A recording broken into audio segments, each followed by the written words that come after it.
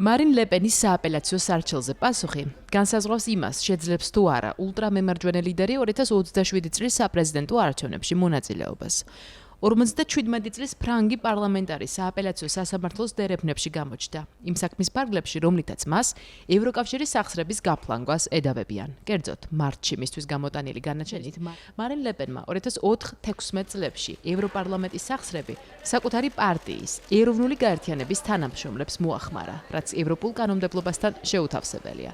თავად ლეპენი ამბობს, რომ უდანაშაულოა. გაზაფხულზე გამოტანილი განაჩენით მარინ ლეპენს 4 წლიანი პატიმრობა განესაზღვრა, მათგან 2 წელი შიდა პატიმრობის ქვეშ. მისთვისვე განისაზღვრა სახელმწიფო სამსახურის დაკავებაზე 5 წლიანი აკრძალვა. საქმის ფარგლებში არსებობს დაცვის ქვეშ მყოფი კიდევ 11 პირი, რომელთა საქმეზეც მოსმენა უკვე დაიწყო.